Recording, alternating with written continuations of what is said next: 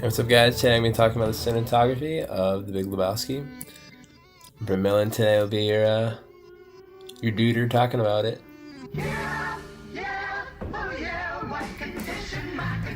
Alright, so there's a lot of beautiful scenes in Big Lebowski, and on top of that, you just have wonderful scenes like this. So a lot of scenes in the Big Lebowski will have one shot, and that's what's really appealing to cinematography in that sense, is that it allows for smooth motion between action that when you regularly would have, a lot of cuts on these. But you can see from this angle, it's at a, I would say, a straight on angle for sure, because you're seeing everything there. You're seeing the both individuals, and they're also at a proportional, would you say, distance from each other. You have the box with imaginary lines, 9 lines, and that's what is visually appealing, and that's in cinematography sense. So coming up here, we'll talk about more of another really interesting scene where you can go from more of a medium to long shot to kind of more of, would you say, a medium shot, kind of up to a close shot, and it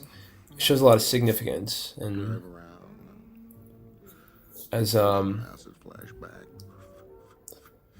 dude is enjoying himself here, here we go. I only mention it because sometimes there's a man.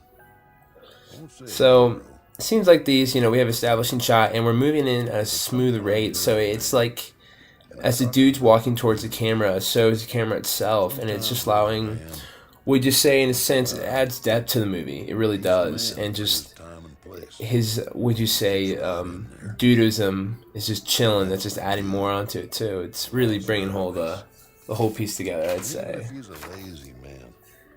And as we come up to establishing shot, we're going more up to a medium close up, and that's just you're going through so many different phasings of that. You get so many different emotions, reactions, and angles when you do that.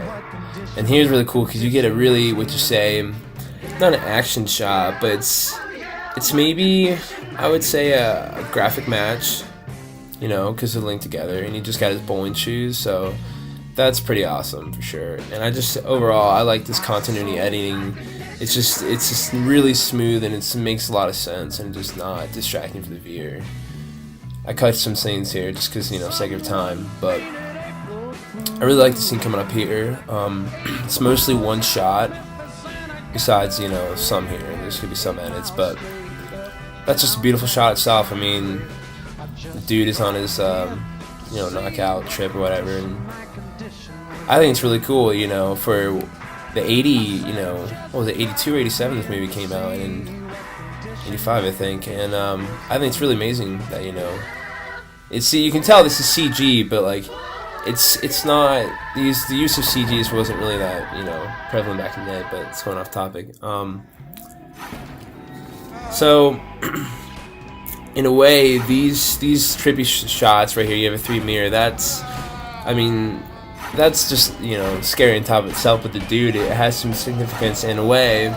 It goes back to that, would you see, consecuting, cross-cutting in a way, shots, it's catching between the scenes, and it's really smooth transitions, and it really adds, doesn't keep the viewer hanging, or would you say, and it's just really helpful in a sense, though. And then on top of that, smooth transition cuts like this, where, you're going from a whole piece to a completely different scene, allows for continuity editing to completely change and shape the way of the movie and the feel.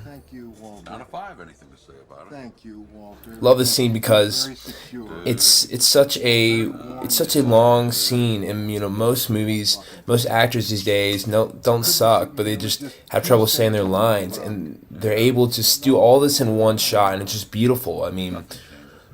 We'll go more into, and you'll see more into it, but as the dude, Walter, and Donnie are talking, you get them all in one shot. For one, you get the background, so in a way you get establishing shot, because you're at the bowling alley, but you're engaged in conversation, and there's very few scenes, it seems like that, in movies where it has all this depth and all this insight all in one shot.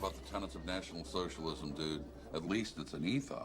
And you get hilarious quotes like that are just, great on top of that. And it's just the acting and just the appeal of all these smooth and professional cuts really add depth to this movie, really make cinematography what it is in a sense. And just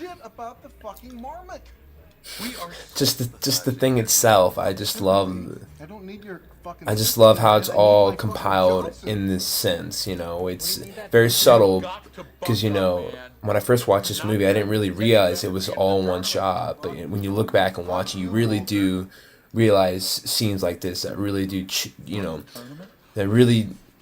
matter in a sense. But it's very subtle.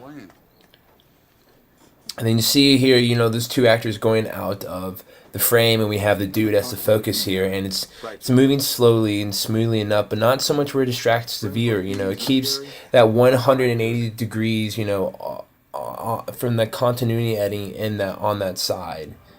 And here we have the music play. It kind of, in a way, signifies the beginning of the track. Signifies the narration, and the visuals go well with the dude just chilling there. And then as you can see, this is all still one shot. It zooms out into the character, and it's so smooth because, he sat down there in time, and it's all in time, and it just makes all sense. So scenes like these are really what makes cinematography together, and really what bring the movie together. So thanks again for watching, guys, and always take her easy, and I enjoyed commentating of the cinematography of the dude. See you guys. Enjoy your day.